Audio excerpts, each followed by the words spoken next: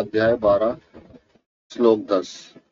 अभ्यास से अपश्य समर्थोषि मर्त कर्म परमो भव मदर्थमपि कर्माणि कुर्वन्निधिमवक्ष्यामि।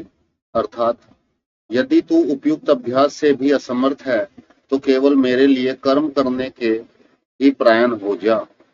इस प्रकार मेरे निमित्त कर्मों को करता हुआ भी मेरी प्राप्ति रूप सिद्धि को ही प्राप्त होगा।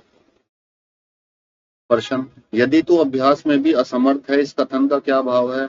उत्तर, इससे भगवान ने यह भाव दिखलाया है कि यद्यपि तुम्हारे लिए वस्तुतः मन लगाना या उपयुक्त प्रकार से अभ्यासियों के द्वारा मेरी प्राप्ति करना कोई कठिन बात नहीं है, तथापि यदि तुम अपने को इसमें असमर्थ मानते हो तो कोई बात नहीं।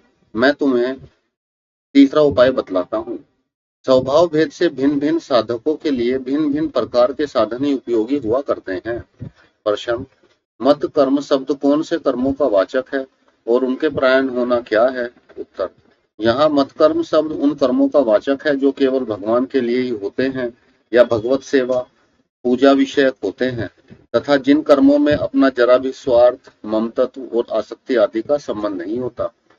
11वें अध्याय के अंतिम श्लोक में भी मतकर्म कर्तव्य पद के मतकर्म शब्द आया है, वहां भी इसकी व्याख्या की गई है।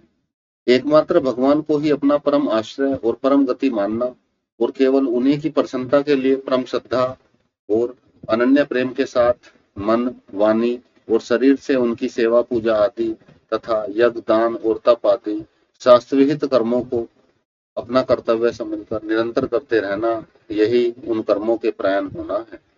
प्रश्न, मेरे लिए कर्म करता हुआ भी मेरी प्राप्ति रूप सिद्धि को प्राप्त हो जाएगा, इस वाक्य का क्या अभिप्राय है? उत्तर, इससे भगवान ने यह भाव दिखलाया है कि इस प्रकार कर्मों का करना भी मेरी प्राप्ति का एक स्वतंत्र और सुगम साधन है। जैसे भजन ध्यान रूपी साधन करने वालों को मेरी प्राप्ति होती है, वैसे ही मेरे लिए कर्म करने वालों को भी मैं प्राप्त हो सकता हूँ। अतएव मेरे लिए कर्म करना पूर्वोक्त साधनों की अपेक्षा किसी अंश में भी निम्न श्रेणी का साधन नहीं है। संबंध, यहाँ अर्जुन को यह जिज्ञासा हो सकती है कि यदि उपयुक्त प्रकार से आपके लिए मैं कर्म भी ना कर सकूं तो मुझे क्या करना चाहिए।